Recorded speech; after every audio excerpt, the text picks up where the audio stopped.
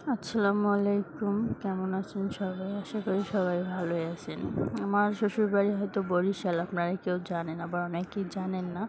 আজকে আমি দেখাচ্ছি বরিশালের ঐতিহ্য একটা রান্না, সুন্দর রান্নাটা হচ্ছে আমড়া রান্না। কারণ আপনারা তো অনেকেই দেখেননি, তাই আজকে আমি দেখাচ্ছি।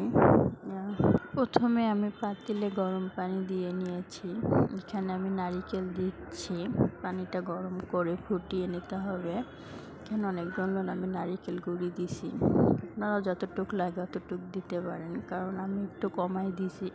নারিকেল আমার বেশি ভালো লাগে না, তাই এখানে আমি আবার পরিমাণ মতো চিনি দিয়ে নিয়েছি। তো আপনারাও পরিমাণ মতো চিনি দিবেন, যে যতটুকু মিষ্টি খাইতে পারেন। আমরা একটু মিষ্টি বেশি খাই, তাই এখানে আমরা একটু চিনিটা বেশি দিয়ে নিয়েছি। এখানে পরিমাণ মতো সব কিছু দিয়ে আমি এখন ভালো করে পানিটাকে ফুটাই নিচ্ছি নারিকেল সহ, কারণ পানি না ফুটাইলে আবার ভালো লাগবে না। এখানে আমি দুধের গুঁড়ি দিচ্ছি। আপনারা চাইলে গরুর দুধও দিতে পারেন এবং কি পাউডার দুধও দিতে পারেন। আমার এখানে দুধ ছিল না, তাই আমি এইখানে পাউডার দুধ মিলিয়ে নিচ্ছি। দুধটাকে সুন্দরভাবে মিলাই নিতে হবে গরম পানিটাতে, যেন ভালোভাবে মিশে। এখানে আমি মিশতেছি। প্রথমে আমি ছিলাম এখানে, আমি পাচ্ছি না, তাই আমি আমার শাশুড়িকে বলতেছি যে আপনাদের রান্না আপনি রান্না করেন। উনি বললো যে হ্যাঁ দাও, আমি রান্না করি।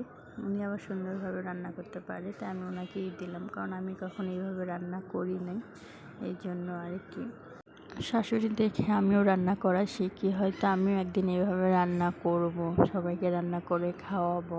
তখন হয়তো আমার এই কথাগুলো মনে থাকবে যে না, আমি শাশুড়ির কাছে রান্না করছি বা শাশুড়ি আমাকে রান্না শিখিয়েছেন। আপনারাও যদি কেউ না পারেন, আপনাদের শাশুড়ির কাছে রান্না শিখিয়ে নিন।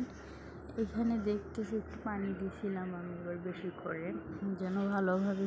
এখানে আমি ঢাকনা দিয়ে রাখছিলাম 5 মিনিট। দেখি 5 মিনিট পর রান্নাটা অনেক সুন্দর হয়েছে, ঝোলটা আবার গাঢ় হয়ে গেছে।